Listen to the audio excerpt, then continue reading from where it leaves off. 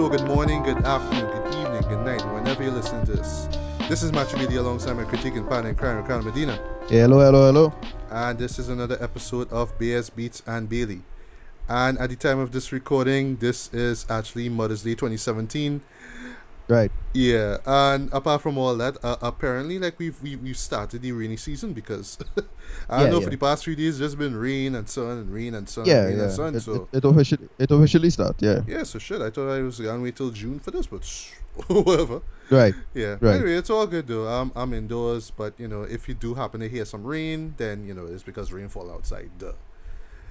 All right. So with that being said, we have quite a few things to talk about. The first being a horror film that almost went off our radar, but I was hearing a lot of buzz about it.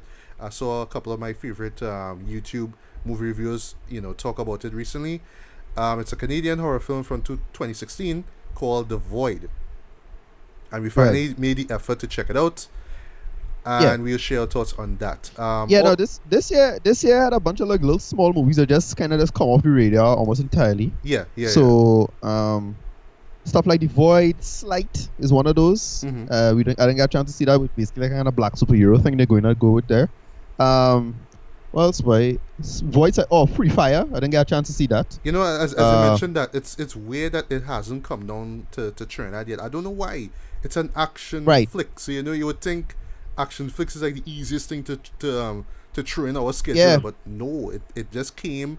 I almost forgot it came out in the States. It just left, so I don't know if the reception was great or bad because I didn't even watch any reviews of it. But I want to see it still. So, right. Yeah.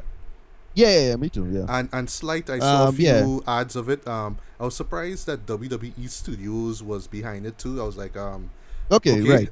But from what I saw, it's been getting a lot of great reviews. But it giving me little in terms of story. But that's fine with me actually. I don't want to know much about it. That's a good thing because I will say I really getting to the point again. I call it perpetually ironic. That I call myself. Movies I'll admit, a lot of movies are improved when you're going blind. Let's admit that. Like if you have a solid movie and you're going blind, you kind of enjoy it because a lot of movies, especially some of these big comic movies, are a bit overmarketed a bit. So you kind of piece together the scenario a little too easily in your head now. And it end up coming out similar to that or very close to that. So, movie making get to the point, at least in terms of plot, where there are no mysteries but a lot of secrets. It got into that point. It's relatively easy to guess where it's going to go, assuming the filmmaker is rational, and going to make a good product unlike, the DCEU or some bullshit like that, right? Mm-hmm. So because I'm going to talk about that with Lost City of Z, because that actually was really goddamn surprising where that story was, or what that story was about. Okay. Cool. Yeah, so anyway. All right. Yeah. So you did mention Lost City of Z. That will be one of the 3 films that we'll be discussing in this podcast here, along with The Void and King Arthur Legend of the Sword, which is directed by one of our favorite British directors to come out from easily one of my 90s, favorites. Guy Easily Ritchie. one of my favorites. Guy Ritchie himself, yeah. Yeah. Now Guy Ritchie. Yeah. Now I would say, just before we even get into it, for those who don't know, right now this movie apparently has been it actually tanked in the box office. Not surprised. Not surprised when you think about it, but I find it's kind of unfair. But maybe it's because of the name of the person involved, and we'll get to that later. It's not unfair because Guardians of the Galaxy is still out, so that's why it's not unfair. Yeah. Well, Guardians of the Galaxy is an excellent movie. So yes. Which was so smart tactic on Marvel to actually bring this out to officially open the summer blockbuster season, as opposed to. Although here's another thing. Here's another nice little trick Marvel does to prime audiences. Batman v Superman tried to do it and failed miserably. Which is bringing Guardians out on Mother's Day. Holy shit. Yeah. Civil War. By the way, you notice that a little. It kind of obvious, but they do it, which is. Last year's Civil War was the big impetus for Iron Man being pissed off. Dead Mummy. Yes. Yeah. On Mother's Day. Good point. Dead Mummy on Mother's Day or a wrong Mother's Day. Same thing with Star-Lord. So Yeah. Well, of course, with Father's Day coming up, so it's like, what did you think? That is the movie. Dead Mummy. Right. Yes. But also Dead Mummy. Yeah, but also Dead Mummy. Yeah, but also the father son dynamic. Nah, I know it nah, doesn't it's work as not. much, but It's dead still Bobby. the dead mummy thing. Dead Yes, Bobby. you're right with Dead that one. Bobby. A Right. big, because that was a big like reveal in the movie, right? You know Yes. when he he casually just say that shit there. Yeah. It's like wow. And people was like, Yeah. oh, like myself included, like, oh Yeah, my yeah, god. that was really goddamn shocking for me, eh? It was. It It couldn't was. really catch me off guard. It was like casual. Cause that like is that he did it? That was the part, eh? That was the shocking part. It's how casually he say it now. It's like, well, whatever. No. It's just Yeah, a thing that has to be kind of done. like, of course I did. Like I had Right, to. Like, right. come on, you didn't figure Yeah, it I out. had to. Yeah. Yeah, I had to. Right. So, but thinking about it, I just want to just mention Guardians for 2 seconds. Thinking about it, Ego is actually one of the better villains they've had in, probably out of all, when you think about it, in my opinion. It's between, Out for of me all right now, the it's like villains in MCU villain. like period. You're not MCU. talking about phase 1, phase Yeah. 2, blah blah blah. Yeah. Yeah, I actually think Ego is pretty one of the better ones when you think about it. Like, at least from a thematic standpoint and just straight up evil now. Oh, is okay. Loki, You mean in terms of like not telegraphing that, hey, I'm a villain. Look at me. Right. Ding ding ding. Yeah. yeah, Loki was there, Loki up there. I'll say Zemo pretty high up there for me. And yeah, Ego is like Zemo, Loki, Ego for me in terms of best villains. Nobody else I can think of that was. Yeah, I thought I was one of the few people who actually appreciate Baron Zemo. Okay, there's some people who's like, oh, well, Yeah, Zemo didn't really do Zemo's up there anything in it, blah, blah, blah. But he did. Nah, How he orchestrated that plan, Zemo- I still thought was brilliant though. right. Yeah, Zemo's character was just more a matter of bad fate. That's how he operated, man. He was kind of more like akin to the Joker from the Dark Knight kind of thing. Now. Yes, That's how yes, I kind of saw him. He didn't really do anything, but at the same time, it's more about right. It's more setting things up to fuck you up. Now. Yeah. Is that twist knife stuff? That's why I like Zemo. I like Zemo a lot actually. I mean, you could argue about the plausibility of his plan, but I thought he was a pretty good villain, and so it's for a really simple personal reason. Now. Yeah. I actually like that. Of power and not being able to do anything about power, and how you're gonna fight against something like that. Anyway, whatever. Right, exactly. So for more information on our thoughts on Guardians of the Galaxy Volume 2, please check out our previous review of said movie, which we did last week at the time of this recording. And also on the subject of that, we also talked about a few Netflix TV series, and one in particular came out this week, well actually last week I should say, which I managed to check out, which is season 2 of one of my favorite TV shows of 2015, Master of None. So season 2 finally came out Friday at the time of this recording, 10 episodes, once again just like the previous season. So I checked it out. I thought that you were checking it out, but unfortunately you didn't. That's fine though, but I will share my thoughts on that. So yeah, we could jump in first of all to The Void. Right. What I would just say, just going in, if I could just kind of run. Well, I don't want to reveal too much of the plot because like it's really one of those shows where you kind of have to go in blind. You only know the basics, but it's all of these reveals that take place throughout the majority of the film that makes this movie kind of fun and unpredictable. So this is a Canadian science fiction horror film. It's directed by two guys, Stephen Kostansky and Jeremy Gillespie, both of which they've been making films, mostly they've been making kind of like these sort of parody or kind of spoof kind of, horror sci-fi kind of hybrid films. So one in particular was called Manborg, which I would like to see just hearing that title alone. But really with that though, from what I know, is that they don't really take themselves too seriously with that. It's just them having fun and just being, homage to, films of the 80s, and we get that here with The Void. So just right off the bat, this is like a throwback to sci-fi and horror films of the 80s. But I also picked up a little bit of John Carpenter, more particularly two films, classics by the way. First off, obvious one, The Thing from 1982, and Assault on Precinct 13, the original one from 1976. But I'll get into that after I talk about the premise. So without spoiling too much, it kind of starts off with this cop. His name is Daniel Carter, and one night he finds this supposed drug fiend by the name of James crawling through the street just basically, and he wants to know why. He takes him in, he carries him to his nearby hospital. It's like in the middle of nowhere. It's in this undisclosed area. They don't really say where. And there are these other characters as well there too. And while all this is going on, Basically, there's like this kind of weird, mysterious cult that shows up right outside, real Assault on Precinct 13 style. So they're standing up outside of the Yeah. hospital building, and they're all dressed in white. They have knives, and they have this black triangle on their heads. Well, on the Right. the mask basically. And they're just the Yeah. type of people that if they see you out there, they will just rush you and stab you to death. And then indoors now we have some really weird, freaky shit going on.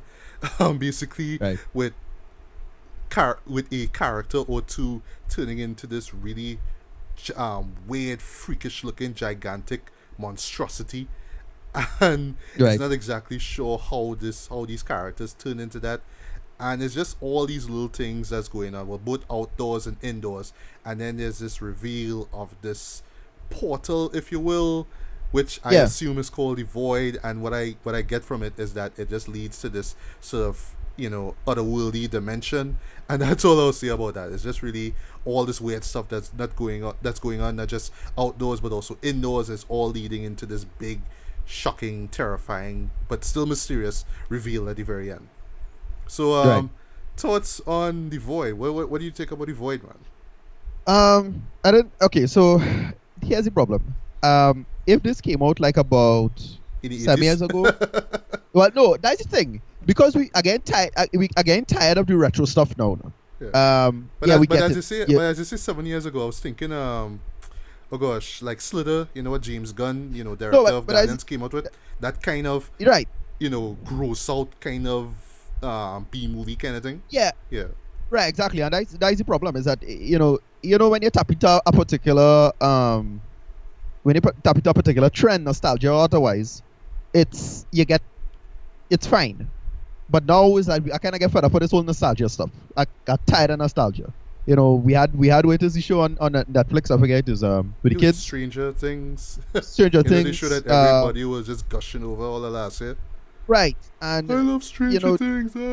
yeah, and that's the problem. Again, real tired. I personally just getting tired of the whole retro stuff, especially 80s retro. I know it have where it was the 30-year rule or the 40-year rule where roughly one generation after they all start nostalgia and hard for whatever it is was then, aesthetic wise or whatever it is. But I'm tired of this now. So this movie was solid. This movie was it was okay business to me, but because it just really like just homage this movie and homage that movie, and I'm like, all right, enough. Again, tired of this.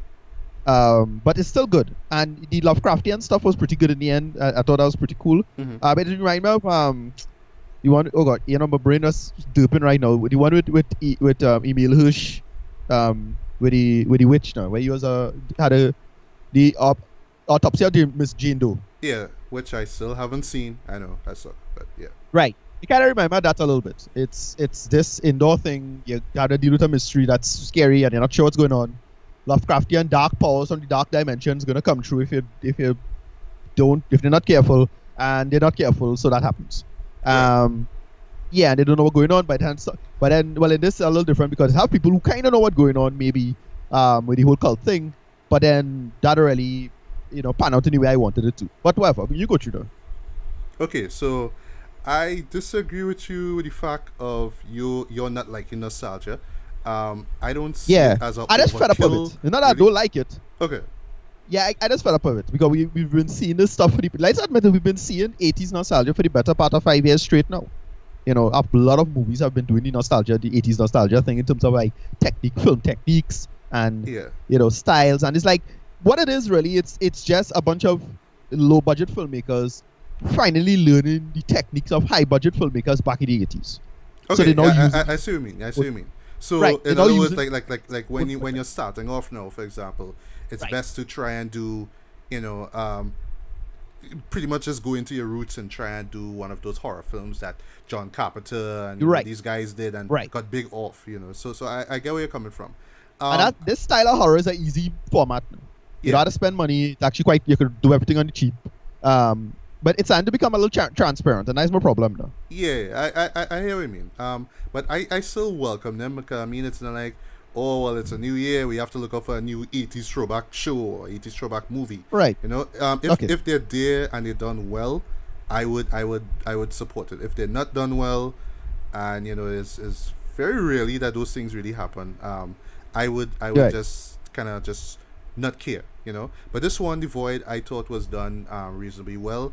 It didn't really do anything that different or amazing, which I think is the kind of downside to actually trying to do these sort of 80s throwbacks, is that at least Yeah. with movies like The Thing, especially The Thing, for example, in terms of creature design and those special effects that they did were groundbreaking at the time. I mean, you would look at it now and be like, oh, it's just a kind of gluttonous mass of tentacles and flesh and all kind of thing, but just what they did there, pre CGI, is really amazing.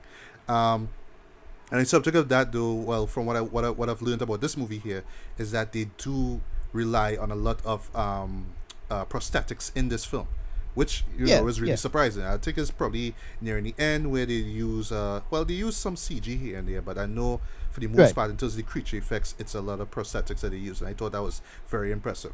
I'm not saying that horror or sci-fi is just like when, like, for example, if you are up and coming director, it's like, oh well, I just need a franchise to make my name with. So Right. here's sci-fi, here's horror. They could be done cheap. I could, you know, not pay my actors that much, and it could make a lot of money. Could. Yeah. But I Right. could ship it around to a few festivals, get my Right. name out there, get a buzz. I don't know if that's the And if that's the approach with yeah. them. I can't say because I don't know them. Nice. So No, it really, a lot of it really comes across like that, because really and truly, it's, I mean, horror is something that you have to, is really about technique and skill. It's all about showing off your skill. So if you could pull it off, you could pull it off, and you could do it. And again, everything on the cheap, because let's admit, a lot of low budget filmmakers should avoid CG at all costs. of course, Even high budget, even Yeah. even high budget filmmakers should avoid them, and we'll get into that with Arthur. Yeah. But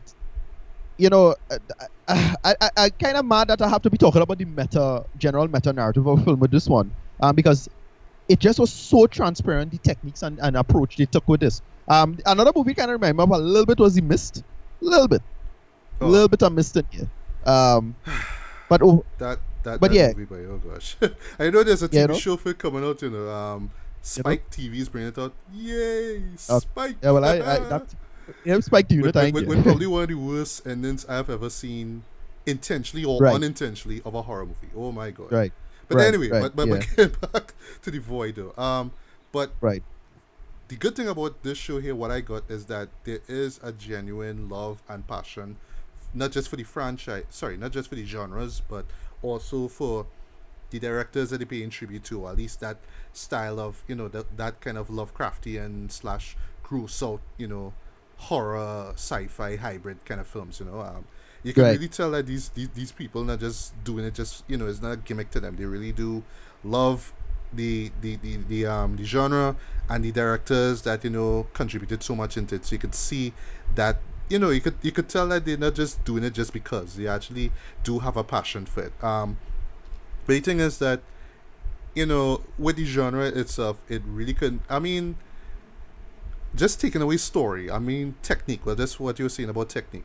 It would help, now in 2017 or 2016, whenever it came out, if they could have just done something just a little bit different, a little bit innovative. Not asking for much, because I would assume that they are kind of breaking out basically in terms of getting the name out there in terms of film, but Right.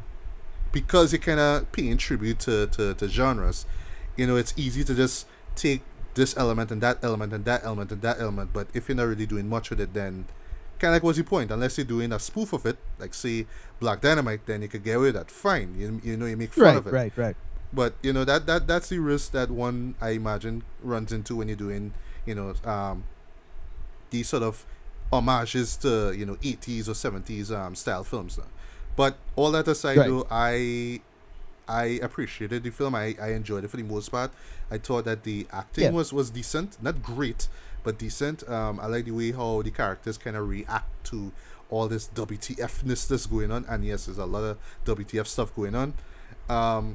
The music, I thought was decent, not memorable but decent. Yeah. But it's really the the prosthetics and the gore and the creature effects, that was what really wowed me. And those moments where you see all the blood and gore and thing, those moments genuinely did freak me out. But not like turning away from the screen, but more like, what the hell going on here? It just always had me just asking that question. What I wish, though, unfortunately, is that the what's underneath the surface of this film wasn't that ambiguous.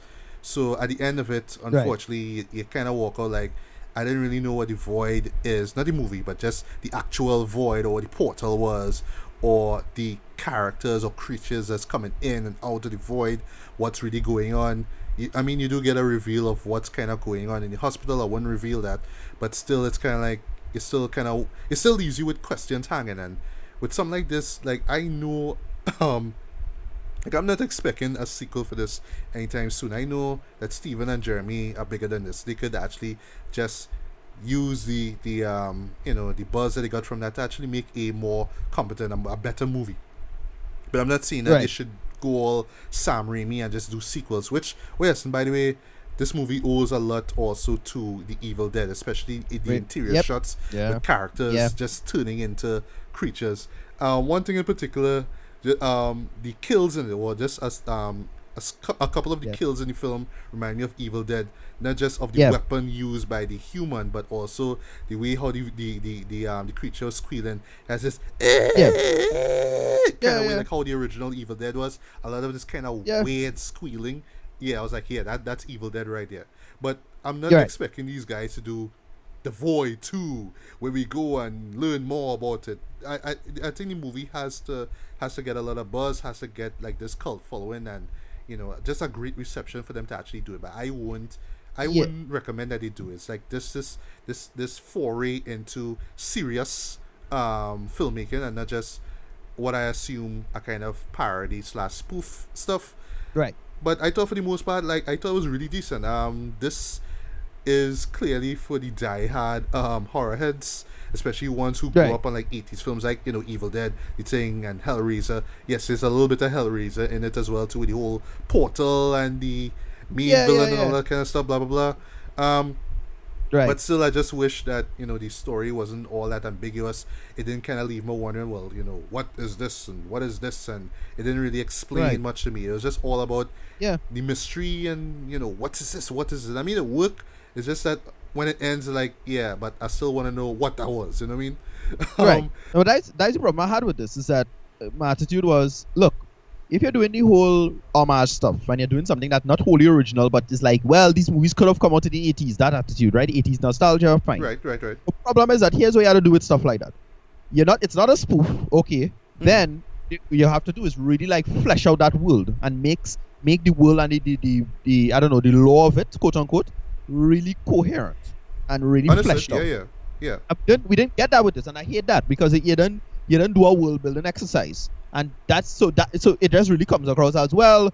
I don't want to go as far as saying cargo cult, but that's how it feels. It's you're doing something, copying without the effect, and again only like playing to the beats of horror movie thing. And I'll admit, even big studios do the same problem. I mean, a lot of these big horror movies, plenty of them come out, they half-ass it, and then people still make money because they have horror head fans out there to see this. As you mentioned that, sorry to cut today. I do understand what you mean, because it's kind of like, because it's horror, right? You can get away with being as kooky and as scary and as WTF as you want, but if your story is still kind of flimsy, you could just throw a bunch of blood, a bunch of guts and stuff, and be like, well, that's the point. It's just supposed to be about scares, and that's about the story, to make it think and be like, well, maybe this is what that was about, and maybe that was, it's kind of like a cop out. But I do understand what you mean. Exactly. This kind of fell into that trap now. It is like, oh well, we just kind of decide to cop out and don't do anything with it interesting. And I don't hate it. I didn't hate this movie, but because everything just felt so boilerplate, I couldn't get into it. It was way too basic and straightforward. They didn't do anything interesting with this. Like, okay, yes, I know who H.P. Lovecraft is. Thank you. Another, it didn't engage me. Sorry. I don't know if I eat a bad sandwich or something like that and get sick while I was watching it. I ain't sure, but I just wasn't into this. The way I thought I would have. I'll admit I'm not a big horror fan because that's my big problem with horror is that horror needs to be coherent, and most horror movies aren't coherent. The characters need to be dumb. Yeah.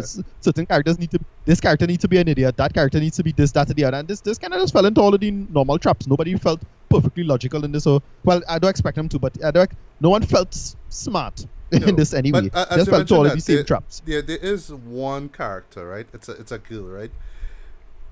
Yeah. This Asian girl, well, Asian American or Canadian, whatever the hell, right? Yeah. I felt honestly she was like the dumbest character in that whole movie. It's like Yeah. there's this moment where they're telling her because somebody got stabbed now. They're telling her add pressure, put your hand on the wound, add pressure to Yeah. the wound. She's like, I don't know what to Yeah, do. yeah. And that, It's like, bitch, you yeah, just and look, told her what to all do. of that What stuff. you doing? Come on. Yeah, and look, Listen. and all of that stuff could be somewhat plausible. And again, a lot of horror fans will say like, well, no, it how girls will behave like that and so on. So it's like, Oh, come on, yes, dog, yeah, like just have some degree of charitability for men. Yeah, Whatever. no. As you mentioned that, right? Just a slight little spoiler of what we're gonna do next week with our. All right, so basically we're gonna talk about the alien Yeah, anthology, holy right? shit, the alien franchise. Oh God, boy. The first movie in particular, right? Verona Wright's character, right? She played, gosh, I forget any person's name. Lambert, right? Right. She was that one girl who was always crying and whimpering, and I was like, Right. every time I saw that, Yeah, that girl in the void, she reminded me of that. And there was this interview that Right. Veronica was saying, where she basically was playing the character. She was like the audience now. She was scared, so every time the Right. alien would come across, she'd be scared. But I mean, oh gosh, there are moments in Alien where they are telling Lambert, run, get out of there. And she's by this Right. door. She could go left or right. And she's like, Yeah. And I saw the same thing here with the girl. I was like, come on, are they doing this again, Chad? Like, I don't like Right. that kind of character. No, it's a trope. It's the trope. It's the type of character that needs to be there, and I really I'm so tired of that. Like whatever. I suppose it's just my general incredulity about the whole scenario. But whatever. Is a trope in horror. You need a person to freak out. Whatever. Moving on. But at I least gonna they could give make this one. sense in 2017. Though. Just saying. I agree with Right. you. Right. And that's the thing. Another thing too is that some of these characters need to be somewhat genre savvy. That's something again fed up too. Is like, yes, you've seen horror movies, therefore you should start to be more careful about scenarios that are like horror movies. Well, You're living in assume that they 2017. haven't watched horror movies. I don't know why, but Right, they haven't.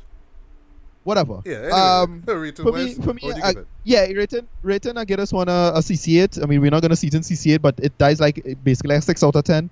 I didn't hate it. It was still competent. I'll give it that. It was very competent. Again, creature stuff and actual special effects was solid for the most part. Yeah, again, it had a little bit of CG that was kind of noticeable. But this was just way too boilerplate for me. I just was so like the person they just come across as a more like a sizzle reel for movie buyers rather than on a movie mart rather than an actual audience. It really didn't come across like anything for an actual audience for me. But as I said, Right. Okay. Well, for me, he's gonna make a next movie eventually. Yeah. You know. Right. Well, for Right. me, I'm actually a lot more fair to this one than you. I would give this a light 3.5 out of 5. It knows its audience. It's clearly for the die-hard horror head, but it also for it also plays for the 80s nostalgia crew now, the ones who think that 80s horror is like the greatest horror.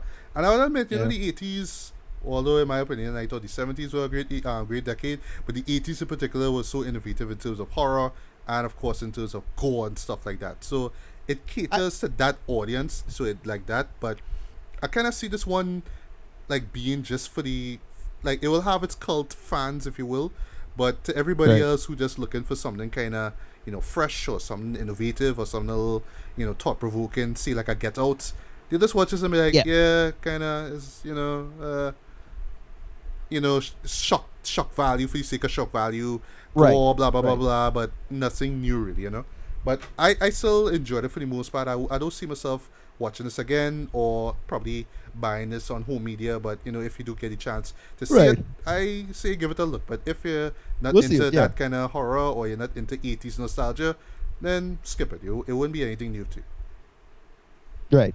Right. Okay. So moving from that, now we're gonna get to the TV now. with season 2 of one of my favorite TV shows of 2015, Master of None, which is a comedy Right. drama series. It stars my boy Aziz Ansari, who you may Right. know from the excellent TV series Sad is Gone, but whatever. Parks and Recreation. Yep. Yeah. And once again, he plays the character of Dev Shaw. Shaw, sorry.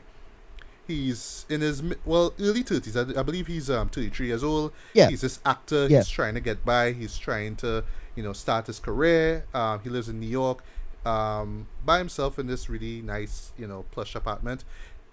His parents are always trying to encourage him to to do the right thing and live his life the way he could and all that kind of stuff. You see him interact with his friends. He has this Asian friend named Brian. He has this tall friend by the name of Arnold. Really cool guy as well too. The guy who plays him, Eric Wareham, I believe that's how you pronounce his name. He also Wareham. Okay, right. Yeah. Yeah, he directed a few of the episodes of last season and this season as well too. He's basically like trying to play the whole Arnold Schwarzenegger from Twins. That's it. That's his right. No, if basically. You're not right. So you're not familiar with Tim and Eric at all. You never watched that show? No, I haven't. But so he's yes, Eric Tim and Eric. Oh well, Eric from Tim and Eric. Yeah. Okay. Yeah. Oh, you don't know that, right? Okay. Well. No. Eric Warren. I missed that boat. Oops. It's a good boat you miss, eh? That is a good thing you probably missed that boat. But no, in my opinion, is an excellent director. Okay. Sorry? No, I see that it sucks. No, not really, but it's a really tempered type of humor that you'll probably fucking hate. Like, it have people who love it or hate it. All right. It's that far. Okay. It's that. But he, in my opinion, is an excellent director. He has done some really solid business. He did, I think, one of those. He directed the video for Bubble Butt, I think. You serious? As in, yeah, I think so. Major Laser's Bubble Butt. Yeah, I think so. Yeah.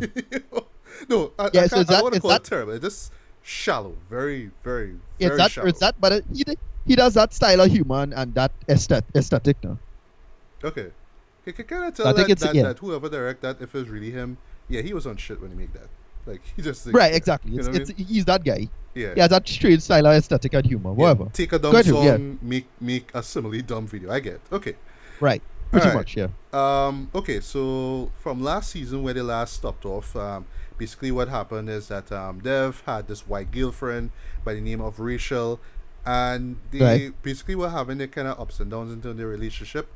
And it kind of ends where she leaves with her friends to go to Japan because and I'll get to the whole issue of how they approach life in the 30s and whatnot. Right. She just kind of got fed up of not taking risks in life, so she just went with her friends. Her friends were going to to Tokyo. She's like, well, let me just take this chance because what would happen if I miss it? So she goes. And Dev, we kind of see it throughout the course of season 1 is very interesting cooking, more particularly in cooking pasta. So he just says, you know what? Right. I going to go to Italy. I'm going to go to pasta making school. I don't know what's going to happen there. Just going to try a thing, you know what I mean? And, he just leaves.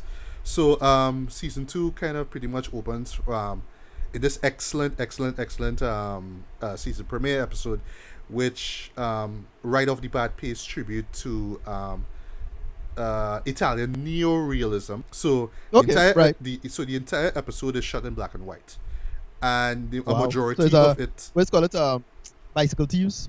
Yeah, and there are shots of Dev riding his bike. It's in the poster for the season. And also there's a lot of there's a majority of Italian dialogue used throughout this episode. It's only every once in a while Dev and this other character who are getting to they actually talk in English.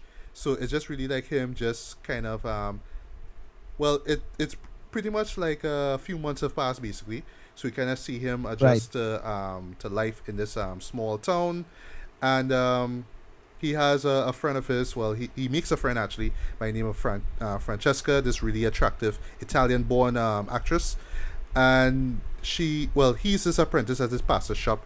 She owns this little. She works at this little shop there too, and you see their little friendship together and whatnot, and then He kind of pretty much passes the course that he was doing, the apprenticeship, and then he's given the Yeah. option to go back to the States or, continue, continue his studies in Italy. So, of course, because he Right. misses his friends, he misses his family, he goes back to New York in the next episode. And from there, his talent agent, played once again by Danielle Brooks, who you remember as McGill Tasty from Orange is the New Black. She's like my Yeah. personal favorite Right. character in the whole show. She's so bubbly and all that kind of stuff, and she's always Right. like that, always so lively and loudmouthed and stuff. So she gets him this gig on this show called Clash of the Cupcakes. So yes, Right. it's exactly as you may guess. It's exactly as it sounds. It's a game show. Two teams have to make the best cupcake, and he's the host and all that kind of Right. stuff. You've seen that before, right? So, So right. So you got the hosting gig, right? yeah, so while that's going on, there's a little subplot where he runs into I forgot the character's name is Jeff Pastore, but he's played by Bobby Cannavale. Or Cannavale, I Okay. believe that's what his name is. Last time I saw him, well, yes, there was Ant-Man, there was Spy, and he was also in Boardwalk Empire. He was a great character in that too. Yeah. Yeah, so Right. yeah, so he is a chef as well too. He kind of got him the gig as well, and he kind of wants him to stay on for 7 more seasons. But Dev is like, well, I don't know because I'm not sure if this thing is for me, and that's kind of really going Right. up to what this whole show is about. Just him trying to navigate his way through life and him not ever being sure if this is the right choice or what. And we do get some great episodes along the way or one particularly great episode is where his parents, who are Muslim, kind of bring in their Muslim friends. It's like this mother, father, and son. I believe he's like he's a teenager basically. And Dev is like the type of person he say he's not always into the Muslim faith. He eats pork and stuff. So he tries to get the boy Right. into eating pork. They duck going to mosque to go to this this barbecue exposing. So they're eating pork Right. and stuff, and they're trying to hide it from the parents now. They want to live life but on their own terms. They don't want to be tied down to religion. Another great Right. episode is with Dev's lesbian friend Denise, and basically, well, the name of the episode is Thanksgiving, and we see throughout the course of her life, and it's all centered on different Thanksgivings in different years. So we see how Denise's mother, played by Angela Bassett of all people. Yes, there is a solid Right. set of guest features in this show, and Yeah, yeah. Denise growing up and trying to come out and talk, tell her mother, and Anne, played by Kim Whitley, who I haven't seen in ages, that Okay. she's Wow, gay. okay. Yeah, I was like, shit, Kim Whitley though. Wow, okay. Oh shit! That's Still, a typical still name, looking wow. milfy, by the way. But Right. yeah, Well, yeah. No, she always used to look good. She always used to yeah, look good. yeah, and The show. Yeah. Got you. yeah, and it's just this whole thing with her feeling uncomfortable every time she brings her girlfriend through to Thanksgiving dinner, because there's Right. there's the grandmother that's also there, and she knows little to nothing about Denise's sexual orientation. So every time she brings Right. in her girlfriend, it's always like, yeah, this is my friend, and then the mother and the Yeah, aunt yeah, picking up yeah. on how she hugging her up and stuff, and she My don't like that roommate. kind of thing there. So that kind of stuff. But really, the main story centers on Dev and Francesca, because Francesca does visit the States. She meets up with Dev. Right. Dev takes her takes her around New York, and she loves New York and all that kind of stuff.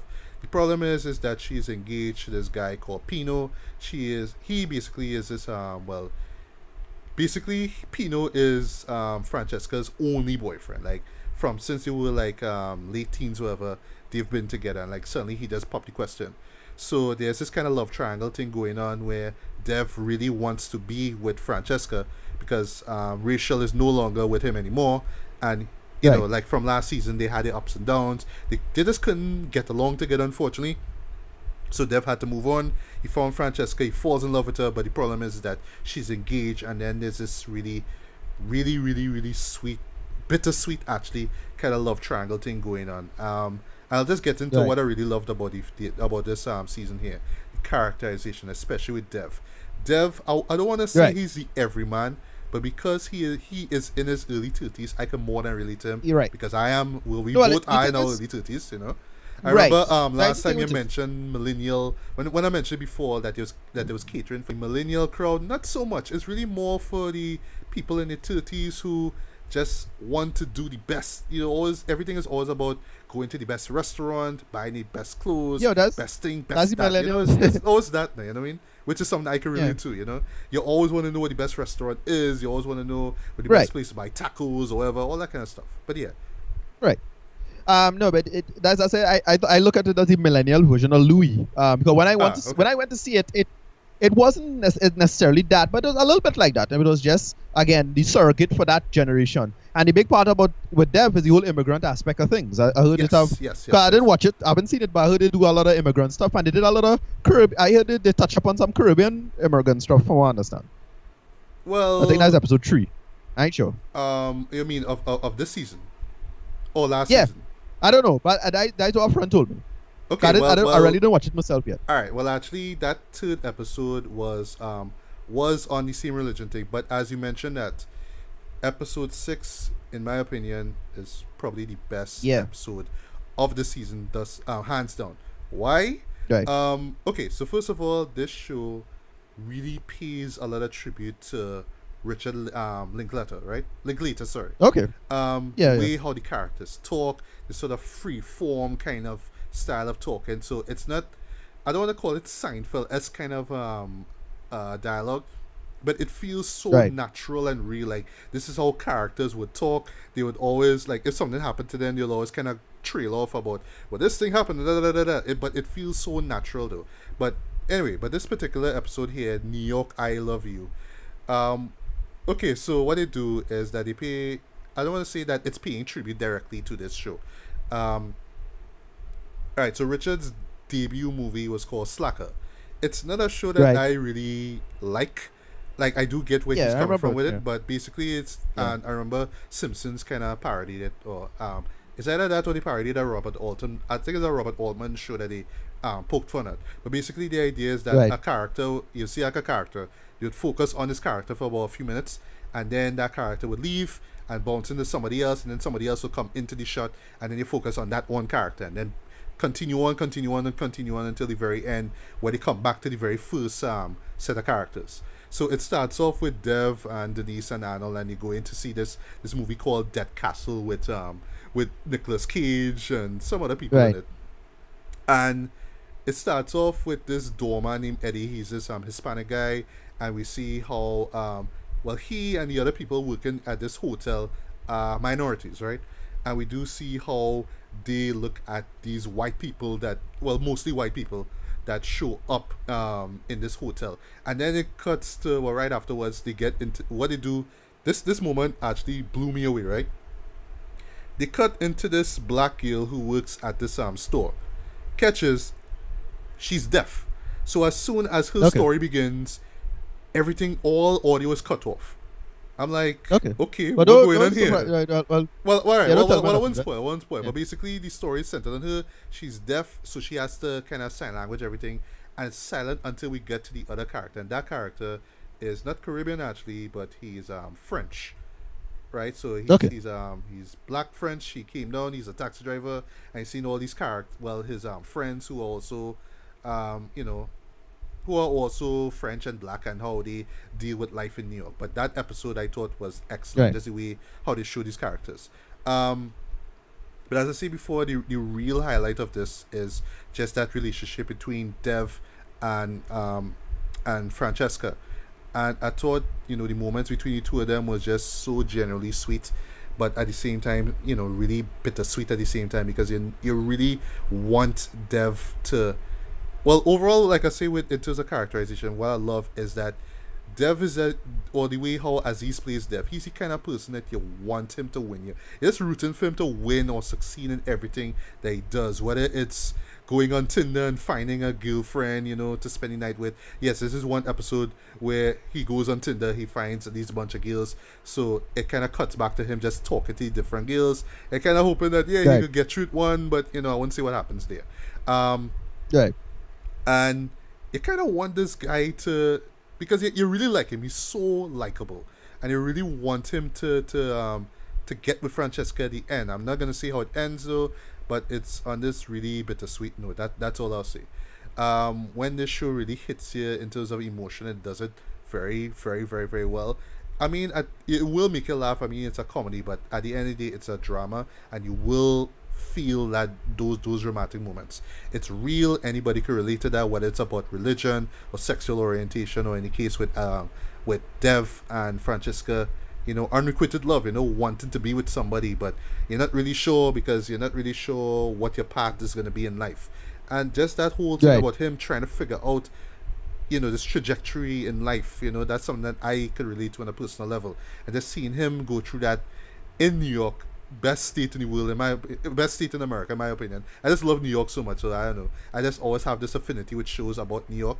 So you love that nightlife, you Right. love what he's into, but at the same time you're feeling the struggle, not just because he's an American, but also because he's a minority. He's Indian, and him always having Right. to deal with that, even right down to him being on this TV show and how people look at him and all that kind of stuff. So there's all these things going on. But yeah, the acting is solid throughout.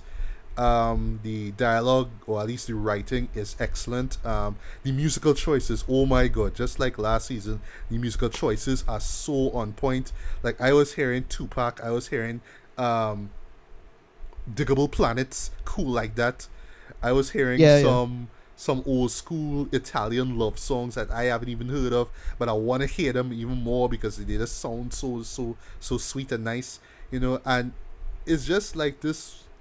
It's just you could tell that the people involved in this really love this craft. They love the story. They love the characters. They just love making this thing. Even right down to the moments in Italy. Well, it's shot on location in Italy, of course. Just the Right. care and attention that they put into making their shot. The shots look so exquisite and beautiful. Even to New York and all too. Like a majority of the shots in this series are so well done, so beautiful, so gorgeous. Um, and yeah, like I say, you have this really, really likable protagonist that you really want to see him win. You really want to root with him. Even when he makes a couple of mistakes here and there, because he's human, whatever. But it's just life, boy, and how life does just come and kick in your ass every once in a while, and how he has to deal with it, and sometimes it's for the better, sometimes not so much. But yeah, I could gush Right. about this for for forever. But yeah, I genuinely love this season. This season really surprised me. I wasn't sure where they were going to go in terms of the Italy thing. 'Cause I was figuring out, like, shipping me was asking myself, wait, so this whole series is going to be in Italy? Not exactly. But they do manage to make things fresh and really vibrant and fun. But also, you really have a sense of humanity and emotion and stuff, and that's really at the core of the show. Um, Lots of great cameos as well. Like who was in this play? Ciara Rennie, who you would remember as Okay. playing oh gosh, Hawkgirl from Legends of Tomorrow. Yeah. She was in a particular Yeah. episode. Yeah. She was playing Arnold's ex. So she called Arnold to come to Italy because she was getting married in Italy. So there's this Right. episode with Arnold having to deal with the fact that the ex gonna get married to this guy who kind of looks like him but just shorter, and all these things. What else? Even I saw John Legend. John Legend Right. had a really brilliant cameo. He did this great cover of a Michael Jackson song. Can't help it. It was so nice, so beautiful. And yeah, so acting was on point, cameos was on point, cinematography and just how the shots look together, all together really beautiful, really gorgeous. You could tell it's like a love letter to both Italy and New York, but still it's about that whole pursuit of happiness and the pursuit of love, and how sometimes those things don't exactly work out the way you expect. They don't always Right. work out. You expect, life will always be like in the movies. Love conquers all, or you'll succeed if you work hard, but it's not always as easy as that. And that's just one of quite a few powerful messages in this series. So overall, I have to give this a strong season 2. I should say I have to give this a strong 4 out of 5 stars. This is hands down Right. one of the best shows I've seen in a long while. So yeah, this is gonna make my top 10 for sure in terms of best TV shows of this year. Nice. I really strongly recommend that you check it out. Netflix, boy, all in a roll this year. Iron Fist aside, but yeah, all the shows Yeah. is on point. But yeah, if all they really, if you guys are looking for something different to check out, by all means, I really strongly recommend that you do check out Master of None Season 2 and Season 1 as well. You'll love both. Okay. Yeah. Yeah. I saw season 1 when you recommended it to me last year, and those fucking awesome. So Yeah. I'm more likely expected to enjoy this one as well. Yeah. Cool. But just quickly, what we thought about that particular season? One? Yeah, Season 1. Yeah, it was great. I really liked it. Again, he was funny. He did great. Great. Again, good older millennial material. Just people who in the early 30s, what they're going through right now. He kind of just covers a lot of that, and he's quite conscientious in his writing, in my opinion. Yes. In terms of writing the episodes on how to cover all the emotional beats and make it work. No? Yeah. It's solid business. Yeah. I'll sit down and watch this one when I get the time. Yeah, and just finally, and you think because he has this funny face and this characterization about him, he could do emotional scenes very well, like especially in the last couple of episodes where yes, it's about him and Francesca. I thought those were really powerful moments. It's like, yeah, I am really feeling what this guy is going through. It's not just about he has this kind of way of talking, that kind of fast kind of style, that kind of charisma, that charisma that he has. But he can do dramatic scenes very well. I was very impressed by that. So yeah, can't wait to see. Yes, slight spoiler. What season 3 is gonna offer. But I can't wait, man. I really, really can't wait. So yeah, I loved season 2. By all means, check it out. All right. So moving from Master of None to a show that still up to this day. Forgive me, I don't know if it's just because of the lack of trailers or maybe it's just the poster alone, but I know little to nothing about the Lost City of Z. Boy. I really Lost City of knew Z. nothing about this. So Lost City of Z, it's British. Of Z, okay. Yeah, Lost City of Z. Right. This movie kind of catch me off guard. So when you take Lost City of Z and you saw the poster, I didn't see the trailer. I haven't seen a trailer for it. I didn't watch the poster. Saw Charlie Hunnam, and I saw a decent score on Metacritic. So I was like, all right, that means it had to be something. There's something there. Yes. It's a movie that just went blow under my radar. Cool, go see it. Went to see it, and yeah, this was actually pretty damn good.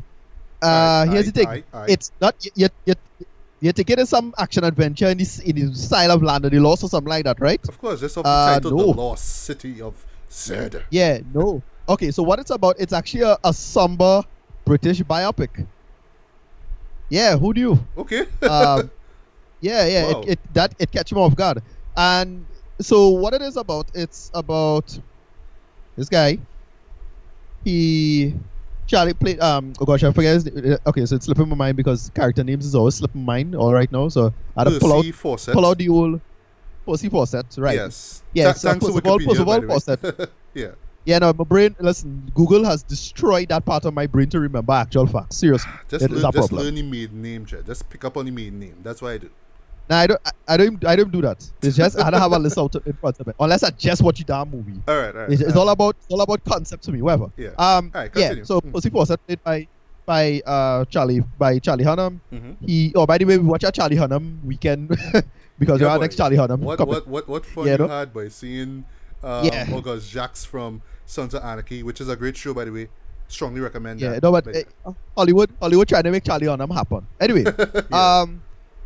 Percy Fawcett, he's basically a kind of upper middle class kind of guy. He's a soldier in the army.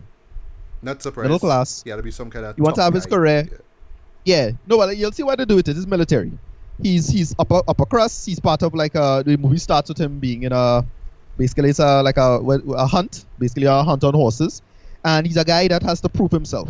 What happens that it's not clear from the film, but from what I understand, they kind of piece together that his father lost land or was like a upper crust person that kind of lost, kind of came into disrepute now, and that passed on to him.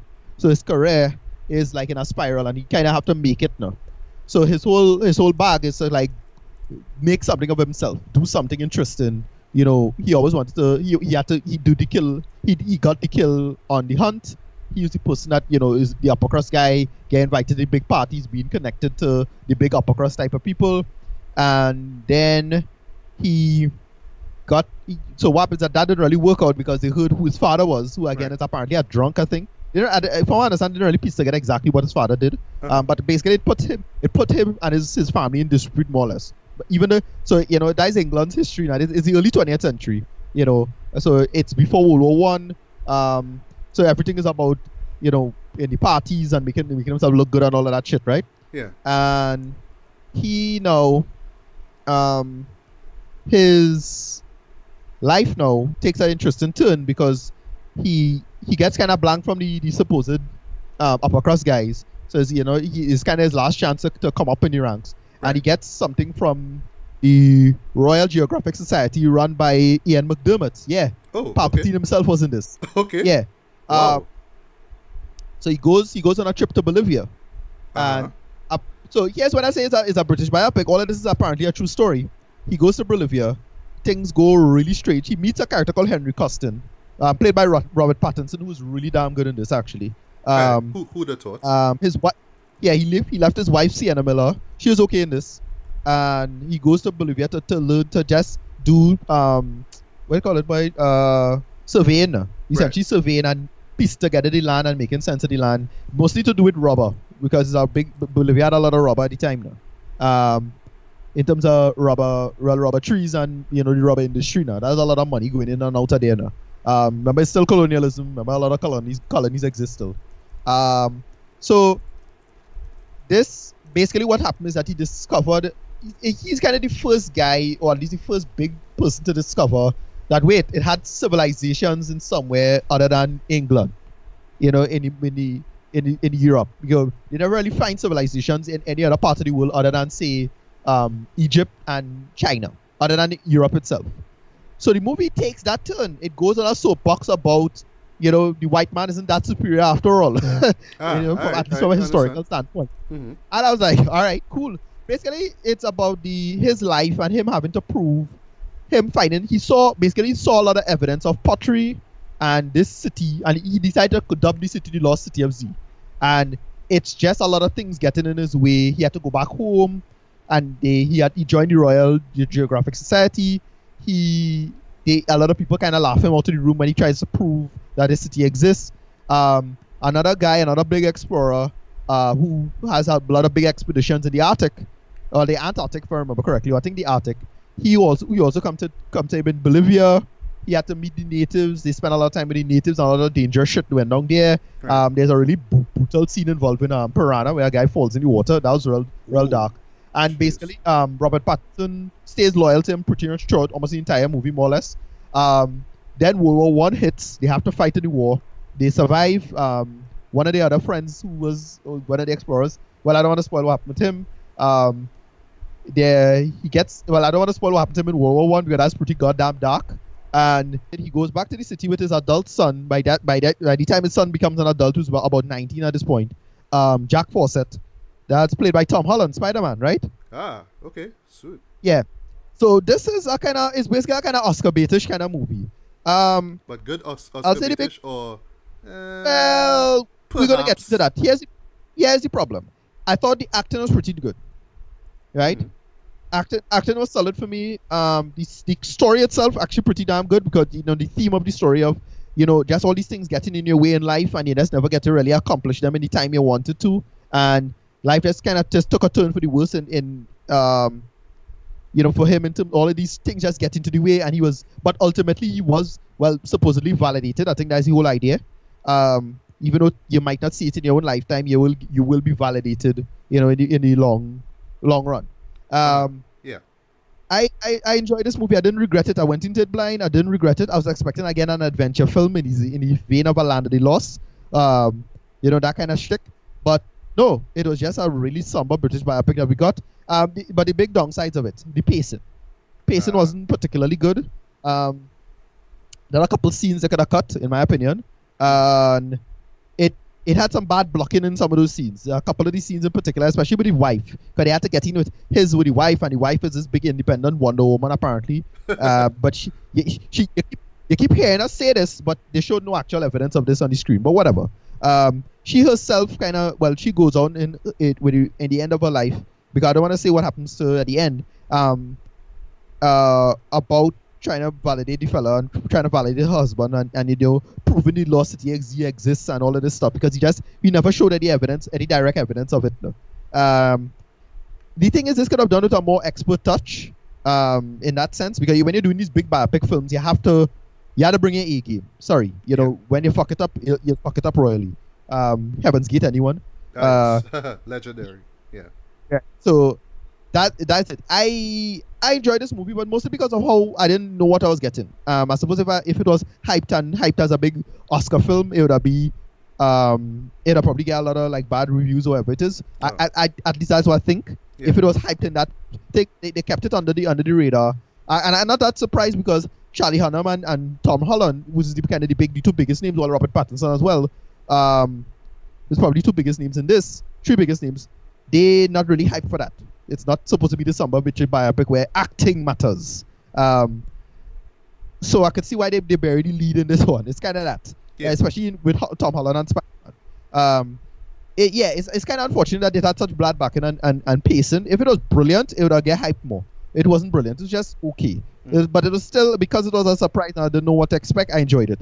I enjoyed it for the most part. I thought it was a good character piece. Charlie Hunnam actually acted quite well in this. He's pretty good. I thought he was pretty good in this. Sweet. Yeah, but I don't know. I'll just give this a quick rating. I just recommend go see it if you could find a chance. But I do recommend seeing it.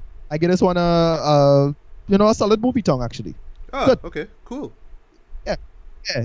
It's they could have just put out the pacing and get the emotions done right. But it was emotional in the sense of it's a bullshit up to this man though. So, he does never really get a proper chance to do this thing properly. And then you'll see with the ending. The ending a little on the dark end, but it's good. Okay. I recommend it. Solid. All right. I don't know. I just thinking that maybe if I'm not saying that there should have been more effort put into the marketing of this, but I don't know. Maybe if it did catch my radar somehow, I probably would have checked it out and appreciated it as well. But I don't know. Yeah, because something about it. I think it's just because of the influx of the summer movies, like the Furious movies, all this kind of stuff. Yeah, this came out in 2016, and you're wondering like why now out in theaters because they really could not time it for no way I think they could have timed it for Oscar time. No way. Right? No way. They could not time it in Oscar time. I didn't think it was finished. It felt like the edit wasn't finished in time. So they couldn't put it out. It's like, all right, whatever, we just had to dump it. And they end up dumping it. I don't think it's that bad, but I can see why they dumped it. That's it. And it didn't really do particularly well in for its box office. Box office is actually pretty bad, however. Now, I'm just wondering now if it will have some kind of longevity somehow. I'm not talking about media, but if maybe at the end of the year some people might look at it as this, as some underrated gem somewhere, within all the big summer movies, there was this one show that came out that people kind of ignored, but it's a great show, so go check it out. I just have a feeling we might get something like that. Unless Charlie Hunnam and Tom Holland become super mega stars, I can't see anybody like going out of their way to make sense of this and say, oh well, we need to see this underrated gem of a film. No, really, it was just a movie that just surprised me. I thought it was solid business as a biopic because it's an unknown story. It's based on a book apparently, and it's based on basically the letters and journal entries of Percy Fawcett's character as a person. That's it. Okay. They tried. It could have done a more expert touch on that level, but that's about it. All right. If I do get the chance to see it, I'll give it a look. I can't guarantee it. Yeah, might like. I just need some more incentive, I guess. But whatever. All right. And finally, we're gonna talk about that other movie with Charlie Hunnam. A show that Hunnam. A show that people would easily go and see if they had a choice between that and the Lost City of Z, or they might go because of the bad reception it's been getting. So yes, we're talking about King Arthur: Legend of the Sword, which is pretty much the return to the director's chair of Guy Ritchie. I don't want to call him a legendary Yeah. filmmaker, but you know his influence over the late '90s and 2000s, you know, still holds up. His Yeah. earlier work, of course, Lock, Stock, Two Smoking Barrels, Snatch, two of my favorite movies. Yeah. Swept Away, didn't care for that. Never watched it because you know that was around the time when Guy Ritchie was with Madonna. He's like, "Oh, well, you want to be in the movie? Yeah, let's start it." You know, and put on screen. It was terrible. Blah blah blah. But quite recently, we remember him from well, the last three couple of shows I remember him from were Rock and Roller, which, believe it or not, I wasn't completely wowed by. I know it has its fans. I know a lot of people like it, but I was like, it was alright. Yeah. Yeah. And then, of course, there were the Sherlock Holmes movies that he did for Warner Brothers, which I thought were entertain. You know, they were popcorn entertainment. They were fun. They were a little over the top, a little silly, but I like the slow mo stuff, and you know the it really captured that whole sort of Sherlock Holmes vibe, especially with the fast talking Sherlock Holmes that Robert Downey Jr. played, and of course the John Watson character that Jude Law, who also appears in King Arthur, plays. So, Right.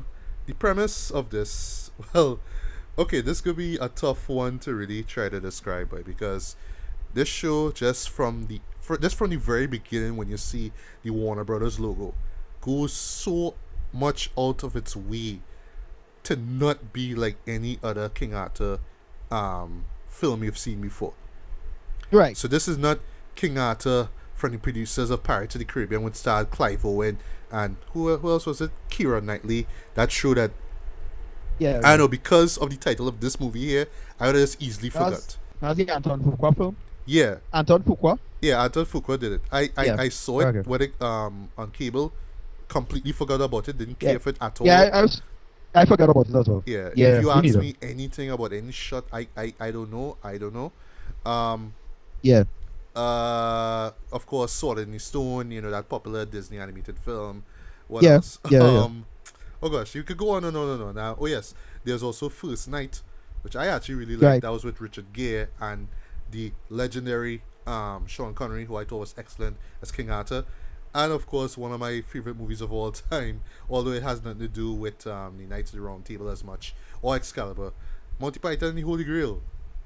Yeah. Right. Classic shit. But anyway, so this one, of course, centers on King Arthur. It's really about his come up, about him becoming king and realizing his destiny after he acquires the sword of Excalibur from pulling it out of the stone, basically.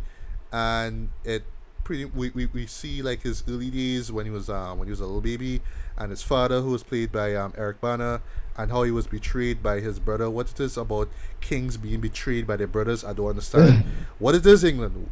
What? So what? Your brother become Yeah. king. So what? The only instinct you have is to betray him, to kill him. Why? I don't understand that, man. I mean, whatever.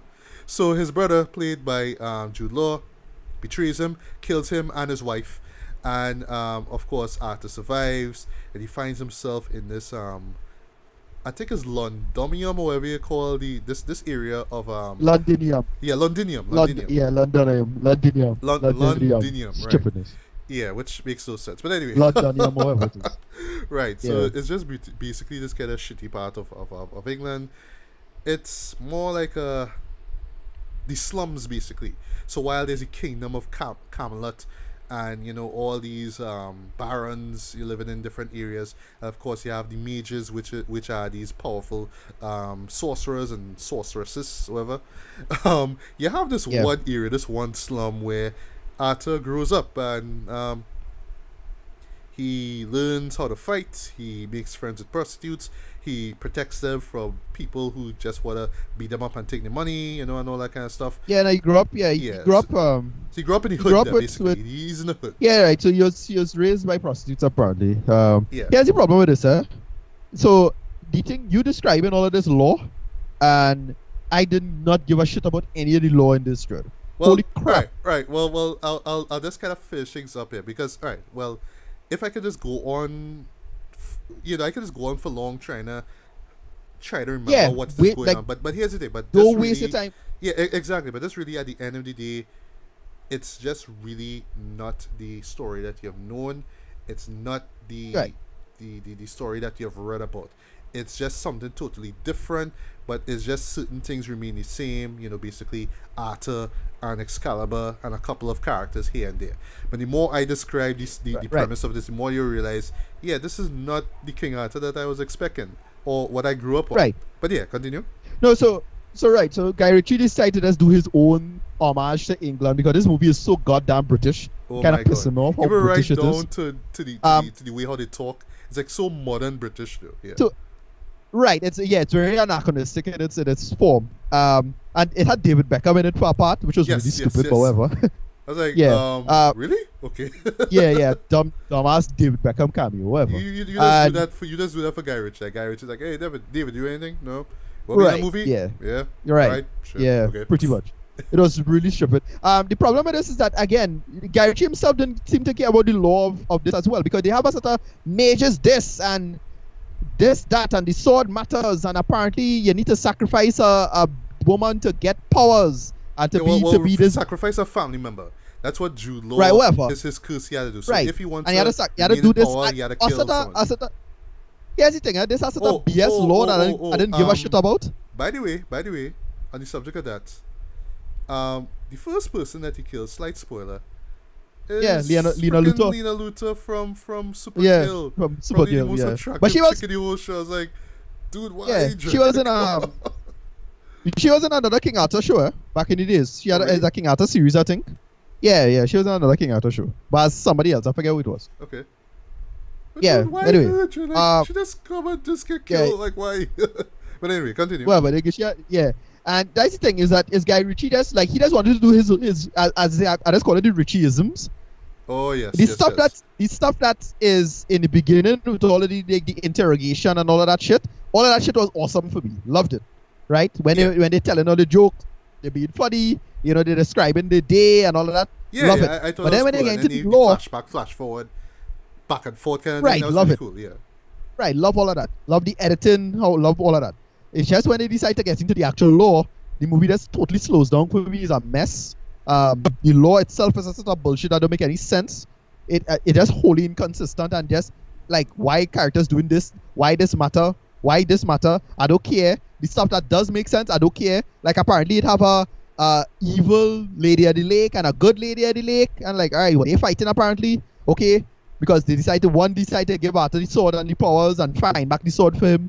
The others just giving Jude Law powers because he's sacrificing a woman or a family member to the lake, and apparently become a Dark Souls. I didn't consider that character, that the one that helps Jude Law, to be a lady of the lake. It's some kind of weird interpretation. Like I saw it as sirens. It's a water woman. But yeah. It's a water woman that giving them powers. I don't care. They have octopus and they're looking ugly, so they're evil. Yeah. Like whatever. It's a squid this time instead of a mermaid body. And one of the characters look like oh gosh, it's Ursula. The record keeper from Blade. Remember that fat, slob creature thing? Right. Yeah. Well, I was thinking the real life version of Ursula from Little Mermaid. That's how I thought about it, because it's like Little Mermaid. When they do the live action Little Mermaid, that's what it's gonna look like, except not as disgusted to scare the children, right? And this one just like all the law bullshit I did not care about. Really didn't care about. When they had Arthur and his mates, when they had the Chav Arthur and his mates, it was great. Chav Arthur was pretty funny. He was charismatic. It was funny, even though it was boring as hell.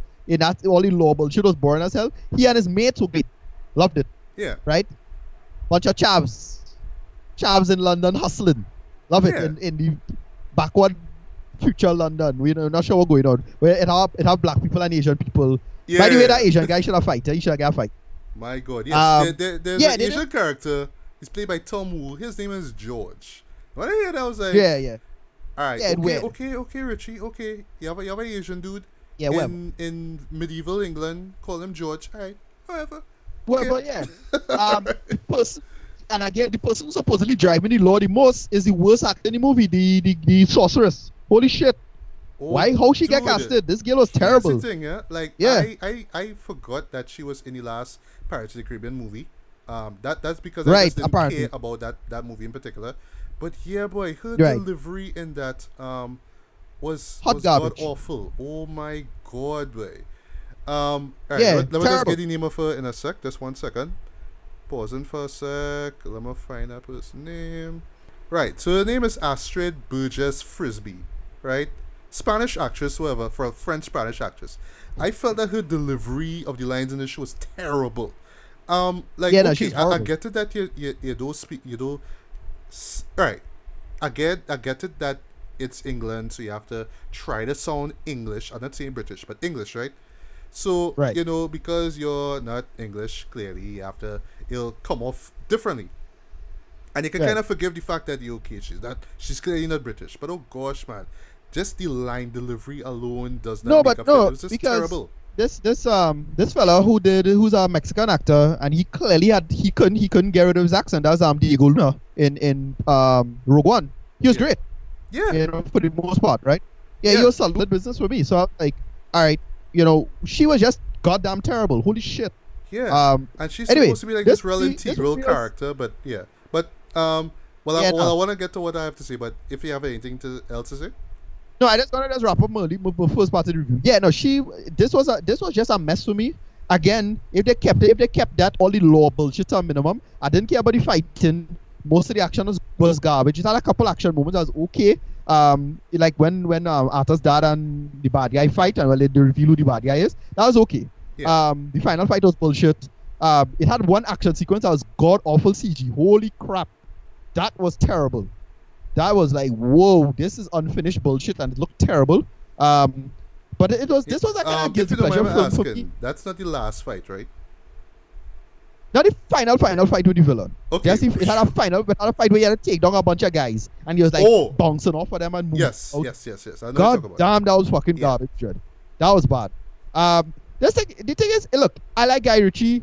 I'm one of the dozens that actually like Man from Uncle.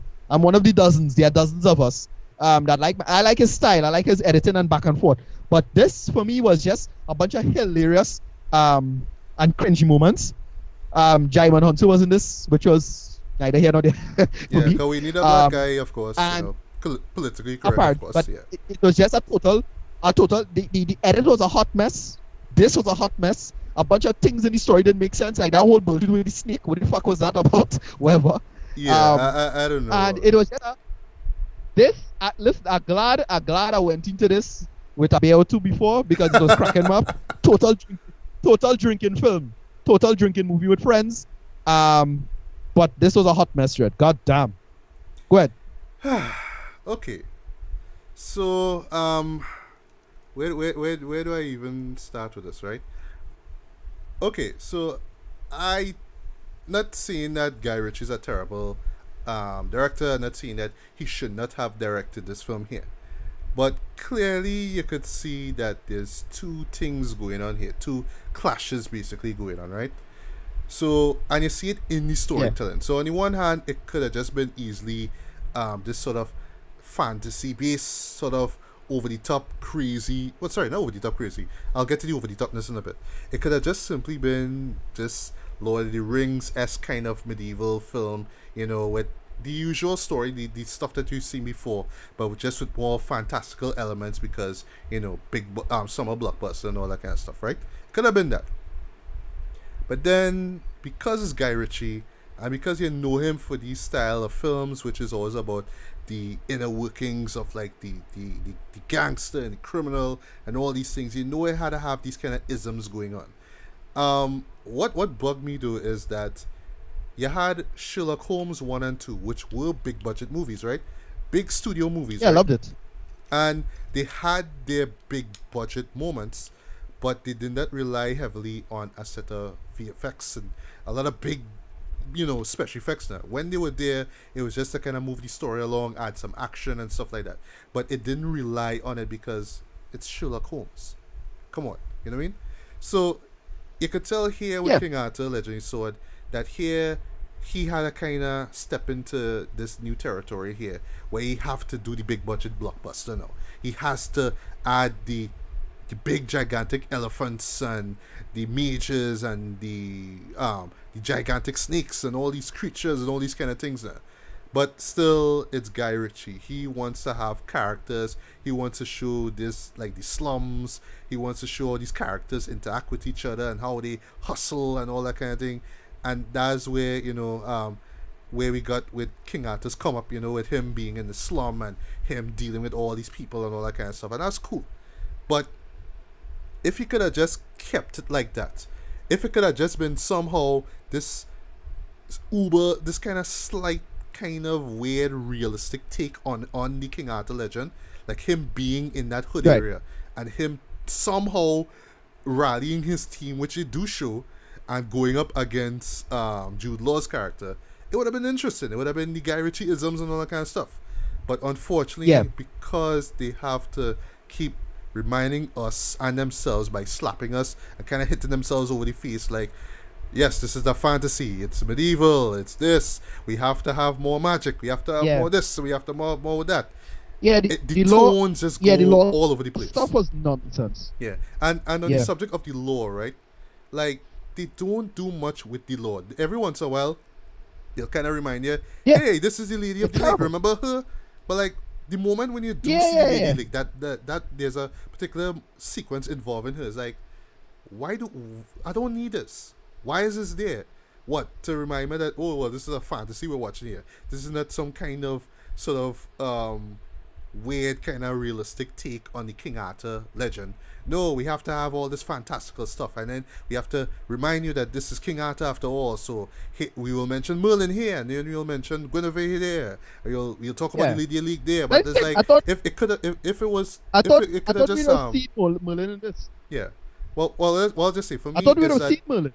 Yeah, I thought so too. To be honest, like I was hearing Merlin.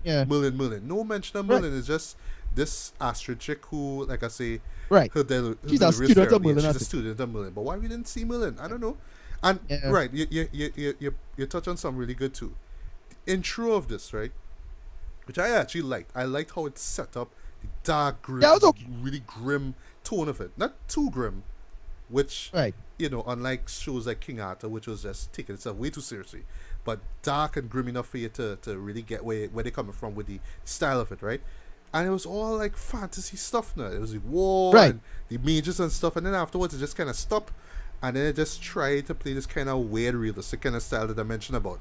And it's just, those moments kind of tend to drag a lot, and it's not just because of because you're expecting the fantastical stuff, but it's just the story itself kind of is weak, It's I don't want to. It has this problem of not being told well, and then also the story itself just being weak entirely. So you're kind of hoping in the non-fantasy moments that you will engage you will keep the audience interested. And for the most part, I was interested. I was on board with what was going on. I wanted to see where they was going. I actually liked the moment where you see the interrogation scene where Arthur had to describe the story and thing. I like that. I like those moments. But there were moments all of that. All of the mate stuff, all of the stuff in the city, all the mate stuff, when he and his mates together, he and the mates, when they had to do a bunch of things, love all of that. So the opening sequence, that early sequence, that's when they open it. Love that. The scene with the chase, where they had to run in the city, even though that whole sequence didn't make any goddamn sense from a logistical standpoint. But when I was running that... No, at first they say what they were doing, but I didn't understand why they had to run from where they were back to the actual... to their that home didn't now. make any goddamn sense. What? Right. I don't understand. Why you run back home? You're not already outside the kind of... I was like, wait, what? Why? You're not already kind of outside of the city anyway, so you don't escape the opposite direction. I don't really follow why they had to go that direction. Yeah, so it wasn't explained very well. So basically, they went around the other way. They kind of, quote unquote, shoot their way indoors, and then they run back to Londinium or whatever it is. Right, Why? They had to go to the fight. Right, and then they had to go to the fighting part, the part where they already go guys fighting. And I swear it had dudes in tank tops. Like, wait, they wearing a modern vest there, whatever. Yeah, I saw. And then they had to go underground. Of that. Yeah, I was like, what? Okay. Yeah. They could not take the anyway, time and then, well, Charlie, I don't know. That's why I studied. Anyway, he get his sword and then he do his big tornado powers apparently. And it's like, alright, that's alright action sequence, I think, maybe. And then they move on. Okay. But the only part I like the actual editing itself, the style again is a real hot mess. Because the part where they had the camera up in their face and things, I was like, yeah, I love all of this. Yeah, me that too. That real hard. It was stylistic, it was different. I was like, alright. Right. But yeah. But that's a bullshit. is a setup bullshit. This movie is a goddamn mess for me, though. Anyway, Yeah, but all right. So I'll go ahead. continue. Right. So that's the thing, is that as much as you want to be as stylistic and try to be different, I mean, that's cool, and it could have just been either the sort of pseudo realistic vibe that would harken back to Snatch and Lock, Stock, and Two Smoking Barrels. That would have been interesting. But because Yeah, you yeah. establish the fantasy world of it, the audience kind of expecting fantasy stuff, and then when you get it in these little spurts, these little sporadic scenes, it's kind of like, well, it's either or. It's either you have it or you don't have it. Um, Right. but for me, though, like I say, really the major drawback is the story. If the story at least kind of made sense, just from a narrative Right. perspective, and kind of knew what it was trying to be, because at times it kind of just switches back and forth a lot, especially in the third act, where it kind of abandons the whole realistic vibe and then goes into this whole fantasy vibe. But admittedly, I actually kind of like the fantasy vibe. I actually enjoy the third act. Weirdly enough, I mean, I know it's sloppy, but I actually kind of enjoy where it was kind of leading up. But the problem with that, though, is that I felt that it's really the second act that kind of ruined it for me. It was slow. Right. And I for me, wasn't sure where it was going. There was a lot of dialogue, but I felt like nothing was Right. really going on, and it was just less fantasy, but just more on this whole kind of banter and this sort of realistic vibe. So it's almost like the fantasy The just arc- kind of got sucked out, and then like nearing the end, Right. in the third act, it's like, oh wait, we're doing fantasy after all, so let's bring back the fantasy, and there's just this Right. So this hot mess of CGI and just visual Right. madness. bullshit. Yeah, No, yeah. So the mess. That's the thing. They tried to do an arc with it, and they tried to do the classic hero's journey arc, but it didn't work at all. So like that is one part that was so pointless. He like watching the sword, and he decided to throw away the sword, and he decided to do this real shitty montage where the lady had to go and beat him again. I'm like, wait, what's the fucking point of that? Like, nothing warrant that. I get it, like you're doing the sword causing problem thing, but the only reason I know about that is because I am familiar with the trope. yeah. Right? If I was following the movie from scratch, I'd be like, wait, what? Why he decided to throw away the sword for no reason? But That didn't make any sense. It But didn't follow. that scene alone was just laughable, but that was laughable. And then It's the part like, with the, oh, and then the part throw with the the, sword now, you know what I mean? Like, yeah. why? And then the part with 2 the- minutes later you get back yeah. because movie. right, You know? right. And then the part with the girl, the snake bite him in the neck. I'm like, what the fuck? Why? Because he needs to see a vision, or the snake needs to follow him? What? And then the giant snake was just pointless. That's just bullshit that didn't make Yeah. any sense. I kind of read that scene as he needed to see the demons that were hiding in plain sight or whatever like that. So there's a scene where he's on horseback and he's riding, and you see it in the trailer, and you see like these sort of, I don't even want to call them forest nymphs or whatever, because I have no idea who they are, but they're in the trees, like real Enigma style, kids' axe parents. Right. So I was like, but we never saw this before. Why are we seeing this here? Why? Yeah, I that's don't a understand. nonsense. But I would say this much Whatever. too. The song that they play, it's also in the trailer. I got the name of it here. It's called "The Devil and the Huntsman." That song knocks. Right. That song Right. real hard. I love that song. It's like the perfect song to walk in slow mo, pretend like you're holding this broadsword behind your back. Right. It's something about the bass. It has that vroom, something about that too. Right. When I heard it, Yeah. even when I saw that weird montage with him on horseback and the forest creatures, whatever, I was just engaged. Like as soon as that song came on, it just kind of encapsulated the whole vibe of the movie. But Right. once again, because you had that second act that was just trying to be this uber realistic kind of thing, it just, I can't help it, just threw me off. You know, Right. it's like you're watching two And then, different well- movies. You know what I mean? And then the whole big, well, you realize it, and then they do a sort of law thing, like, well, the father is apparently the stone because he turned himself into a stone with the sword, whatever. That was Jude Law is- Yeah. That was really And then- they never established and then, how that so- happened and why. That was Whatever. yeah. Whatever. And then Jude Law is apparently a Demon Souls boss, you know, on Ninja Gaiden boss battle, basically. Yeah. I'm like, alright, whatever. But on the I'm subject gonna of that, on the rate- subject of that, before you get to rated, that, but I have to admit though, that end fight between Arthur and Jude Law's reveal character, I thought looked very impressive, but impressive in Yeah. a video game sense. Like I just Right. shut my Yeah, brain boss off. I was battle. like, yes, this is a boss battle. This is the Yeah, ultimate it's a battle boss here. battle in Dark Whatever. Souls. It looked kind of cool. I Right, see it's a it on Dark big screen. Souls. Whatever. Yeah. Yeah, it's a boss battle in Dark Souls or Bloodborne or one of those. That's what it Yeah. felt Or like. the Witcher. One of those games. Yeah. But I Right, just right, shut it's my one of brain off those. at that moment. I was like, okay, I kind of like this. Okay, I really like this. Okay, I Yeah, really like this. It kind of dumb and really ridiculous, but I like this. But yeah, yeah. last Anyway, words before you rate it. yeah, well, as I say, I'm gonna give my rating quick. Yeah, this is gonna get a low CC8. This is a hot mess for me. Ooh. It barely tolerates a film thing. In fact, I'm feeling to give it a low globe if anything. But whatever. Hot mess, waste of time. Go drink. It's a drinking friends movie. That's what it is. Because it has some hilariously bad parts in this. Get some beers, turn it on and crack up. That's what it is. It's not forgettable. That at least it's not boring and forgettable. At least it doesn't commit that sin.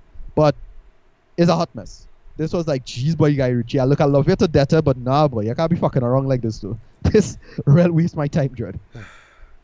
All right. Well, here's the thing with me before I get to my rate. Right. This is really a hard film for me to critique. Well, to rate actually.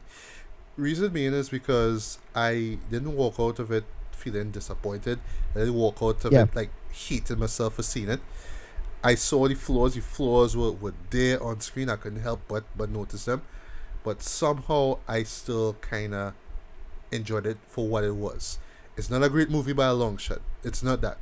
Um, like if I were to compare this to something like say Warcraft, which I would actually rate this one higher than Warcraft by far, because Warcraft was just spend so much time trying to world build that it just got less and less and less and less interesting. This one, it felt like they were trying to establish this world, and they kept going and they kept going and it got more and more interesting.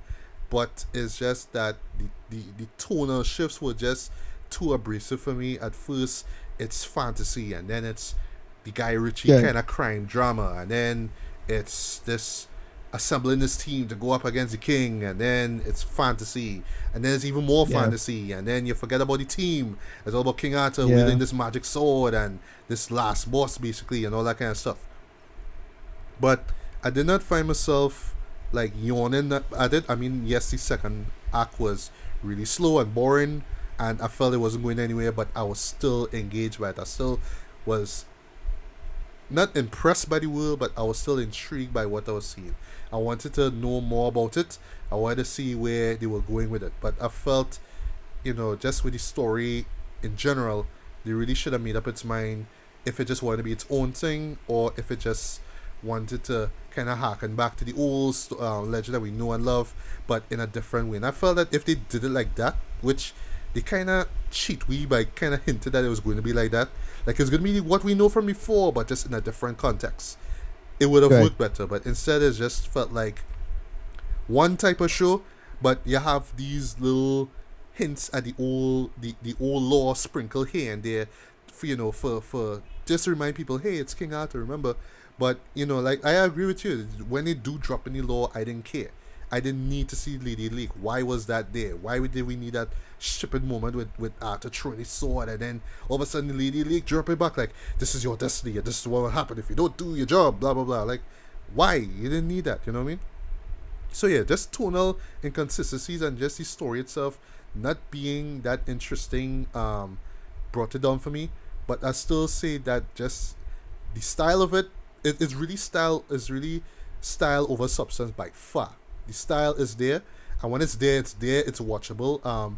Like I say, like the moment when that song pops in, and even with all the kind of weird stuff going on, because the show is like, just from a tonal perspective, is just crazy, just all over the place.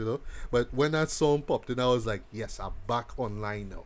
Like I was offline in the second act, but then when the song pops in, I was like, yes, now I'm feeling it. Now I'm feeling this dark tone, and I felt like if they kept it like that, it would have been better. But I don't know if it's because they didn't want another King Arthur, Antoine Fuqua version on their hands. I don't know, but I just feel as the studio wanting this big summer blockbuster, and Guy Ritchie just wanted to be himself, and just these different stuff and clashes and all that kind of stuff. But I could spend all day talk about that. But long story short, I did not hate the show, but yeah, I really wanted to enjoy it as much, way more than I actually did.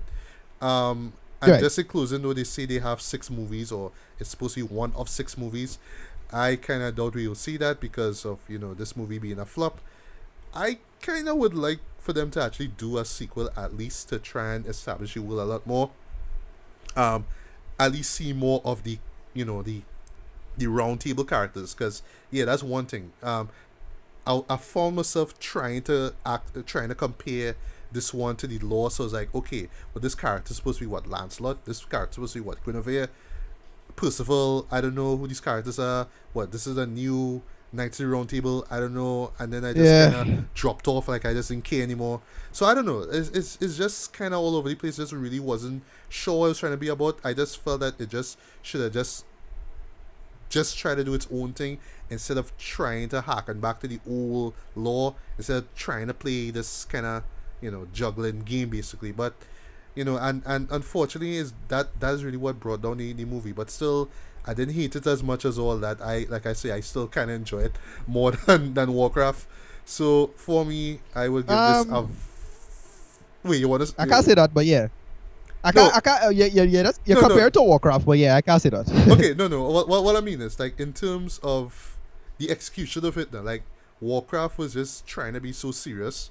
This one at least was just so over the top and insane that, like you say, you had to be drunk to enjoy it. You laugh at it.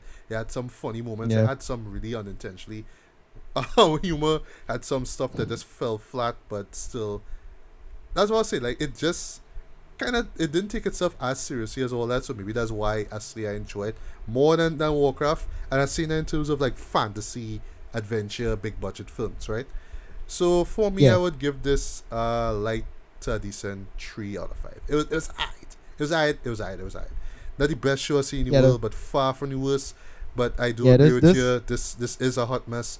This could have been way, Yeah. way better.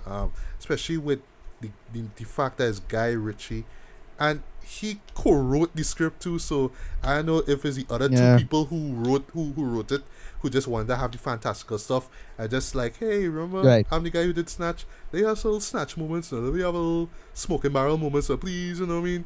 For me, Yeah, come on, yeah, yeah. But they really should have made up their mind as to not just the story that they were trying to tell, but how they were telling it. But I Right. don't, I can't, I disagree that it's like this total flop and it's this terrible movie and it's the worst movie of the year. Although I kind of wouldn't be surprised if Now, this it might does show make- up on a lot this might of make my worst for the year. movies list. And maybe if I do watch it again, I might say, yeah, this was terrible. But Yeah. they try thing. So I didn't, like I said, I didn't hate it as much, but this could have been way better. But that song though, Alright. that song is awesome. Yes. Once again, the name of the song is The Devil and the Huntsman. Guys, go on YouTube, Yeah. listen to that, just blast that thing loud with your bass on, and you'll understand what I mean by saying it really add a lot to the film. But yeah, Yeah. like 3 out of 5. If you want to go and see it, check it out. But other than that, probably wait till it come out Right. on home media and give it a look. Yeah. Right.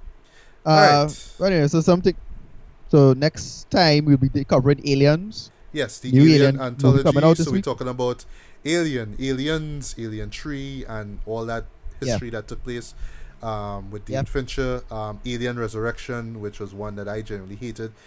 And of course, we had to talk about the AVPs, man. The Alien versus Predators. Yeah. And of Yep. course, the one that you didn't like, but I kind of like. I actually liked, and I did a written review of it. I actually gave it a 4 at the time, but I don't know if maybe if I watch it again, I might be I don't know. I may not like it as much as all that. Prometheus. Yeah. And we'll talk about all those before we jump into Alien Covenant, which is coming out this week, and I'm definitely gonna check it out.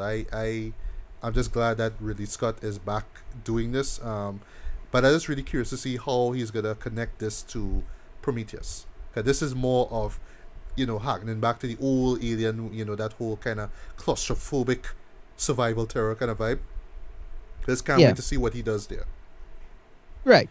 Yeah. Also, I saw the poster apparently. Well, Darren Aronofsky, one of my favorite filmmakers, he has a new poster for his movie, a new movie coming out on Mother's Day called Mother. So that's interesting. I wonder what it's about. He has a name. Yeah, he has a name, Mother, and it's Mother. Yeah.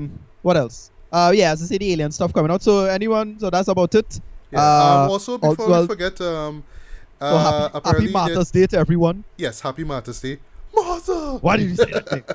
Yeah. But Why did also you in say terms of next week, we also have there's this new DC Warner Brothers animated film called Vixen, which is based off of the Vixen character, who I believe had her own like animated web series. I never saw it with Arrow and Right. Yeah. Right. I Never saw saw that. those. I saw Yeah. like about 5 episodes. I saw that, but I didn't see this movie yet. Okay. So there's that, Yeah. and then also season 5. Finally, I'm gonna be checking it out of Samurai Jack. Yeah, boy. Yes, I've cannot been wait keeping up to with see it. It's goddamn awesome. Last night's episode, pretty goddamn awesome for me as well. Alright. Yeah, Samurai Jack haven't was watched any of the episodes yet, but I will this week. And Yeah, right take your up, time. leading up to the season finale, I cannot wait. I hope to enjoy it. Right. Because yes, I know the season finale is where finally Aku is going up against. Oh, sorry, Jack is finally going to go up against Aku. So I can't wait to see how they end this off. I really hope that they end it on a high note. Yeah. Yeah, it was a great season for me, especially the early first few episodes. Some of the middle episodes just kind of linger out, but it was still solid business for me overall. But yeah, go ahead. Yeah, we'll talk about it next week. Yeah. Can't wait to the finale as well. What else? That's it. I think we have nothing else to think about that. That's it. I think in terms of like other releases, there's that what is Diary of a Wimpy Kid, but I haven't seen any of them, so I can't really vouch for that. Yeah, not familiar with it. It's for the younger audiences. I suppose it does what it does. Whatever. Yeah, and there was also before I forget, there was also Snatched, which came out this weekend. Right. But I didn't care. Yeah, I don't care about that. Sorry, I'm just not a fan of Amy Schumer. Yeah. I also see the hype of her. Whatever. But next week I might do the review for game called Prey. Prey came out. It's basically I don't know if it's a sequel, but like a remake of an old game back in, well, not that old, about 10 years ago, a little over 10 years ago. But Prey does sound familiar. That title sounds familiar. It was a really solid first person shooter back it was like 2004 so 2005, I can't remember, and they more or less remade it, and I heard it's pretty good business, so I'll take that team when I get a chance. Okay. Alright, so with all that being said, Ricardo, where can we find you online, dude? Persat RMEDDY, that is at RMEDDY, at RMEDDY on Twitter, and then you could type in Ricardo Medina on Facebook and you can find me there. Alright, well, you could also find me on Twitter. Just look for my handle, Legally Black MJB, and capital letters. You could also find me on Facebook. Just look for Matthew Bailey, and also look for a Legally Black official fan base, where you'll see the link to this podcast here, as well as the others that we've done before. And also, you could check out all, including this one that you're listening here to, all the podcasts that we've done in this series here, on my new home over at vid.me. So just type in vid.me/legallyblack. You'll see season 1, 2, and of course, season 3 and all we've done thus far. Yeah, cool. All right. So any last words before we part ways and spend the rest of the Mother's Day? Yeah. Happy Mother's Day to everyone. That's pretty much it. So that's it. Peace. Yeah, and also before I forget, as a wise man once said, a wise man by the name of Norman Bates, a boy's best friend is his mother. Never forget that. Yeah. So baby mamas. Baby. Yeah, baby mamas. I'm actually going to listen to Miss Jackson tonight. That's always dope. But so once again, guys, good morning, good afternoon, good evening, good night, whenever you listen to this. This was Matthew Bailey and Ricardo Medina. And we are signing off from another episode of Beers, Beats, and Blues. So until the next one, guys, take care. Peace. Yep. Peace. Peace.